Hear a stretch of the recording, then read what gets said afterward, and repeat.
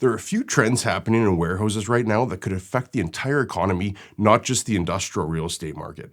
For this year-end video, I was originally planning on covering just how hot the market is, but the fact that vacancy rates are going down, rental rates are going up, and there doesn't appear to be any end in sight isn't exactly new news.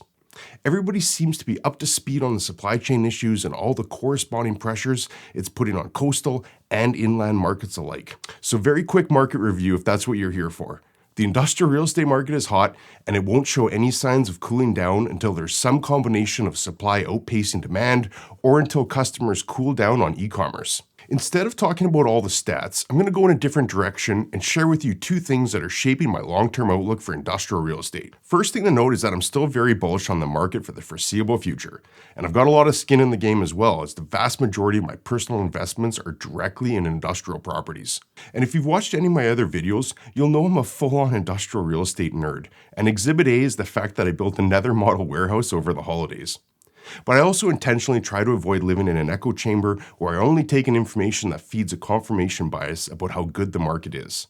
Or in other words, I actively seek out contrarian opinions just to see what might be in my blind spots.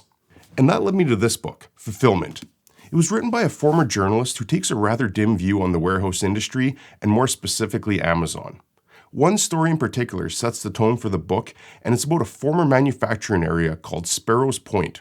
Located just outside of Baltimore, it used to be home to Bethlehem Steel, and at one point it was the largest steel mill in the world. Over time, unfortunately, the area went from being a booming industrial complex to an environmentally contaminated ghost town. Given its strategic location, however, the area has since been remediated and redeveloped into a massive distribution hub called Trade Point Atlantic.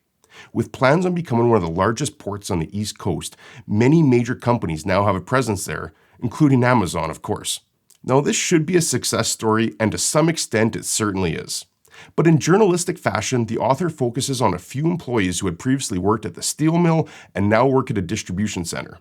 He uses their stories to juxtapose both the working conditions and the pay between their old jobs and their new jobs. Now, these few employees will not necessarily be representative of what every employee will experience, but it also won't come as much of a surprise to hear that warehouse workers are not particularly well paid. But the fact that employees aren't well paid is only half of the story.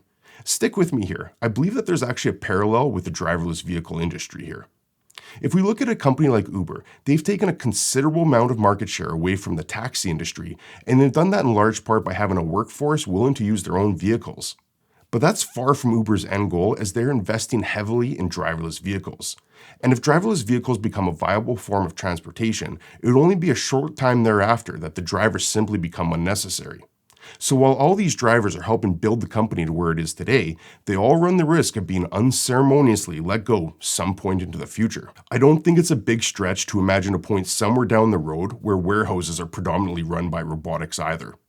Not only will this displace the majority of employees that currently work out of these buildings, but the traditional brick-and-mortar retailers will have an even harder time staying competitive with all these e-commerce companies who are in the relentless pursuit of cutting overhead. Not all warehouse jobs will be lost, of course. In addition to the companies that won't have the financial capacity to invest in advanced robotics, there'll still be a number of jobs that automation can't replace, at least not anytime soon. But the large companies in the market will undoubtedly be drawn to the benefits robotics can offer, such as greater efficiency, more reliability, reduced accidents, and ostensibly lowered expenses overall. And the future of robotics replacing warehouse employees will likely come faster than the driverless vehicle revolution. With all that in mind, here are a few important questions to ponder. How will all these robotics affect the warehouse industry? Not only will these robotics require a considerable amount of power, but presumably they'll all need internet connectivity as well. Notwithstanding the fact that most of the existing warehouse inventory was not designed with these factors in mind, how many even have the potential of bringing in heavier power or higher broadband connectivity? Could this make some older buildings functionally obsolescent? The other consequence that might cause major ripples down the road is all the tax incentives Amazon, and presumably others, have been able to extract from different levels of government. The author of that book that I mentioned earlier noted this tactic in his book, and to emphasize how successful Amazon has been in this respect, a nonprofit group has reported that Amazon has obtained $670 million in tax breaks in 2021, with a running total surpassing $4 billion. They also noted that most of those tax breaks have gone to building out their distribution network.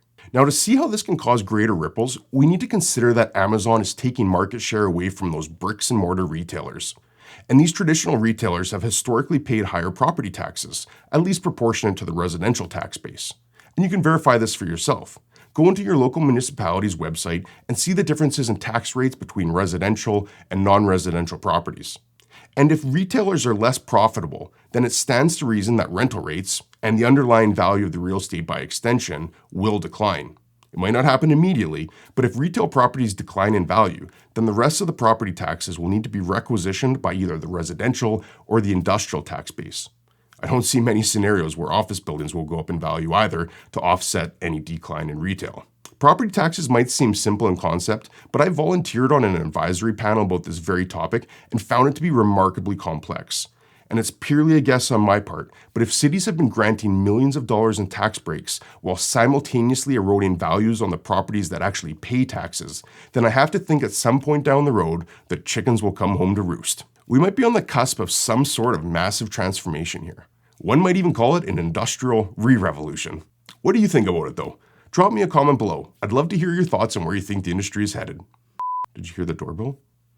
No. I think that was an Amazon package that just came to the door. And redeveloped into a massive distribution hub. Did I say cub? Yeah, you said cub. Is it club? Hub. Oh. I'll try that again. Now, this should be a success story. And to some...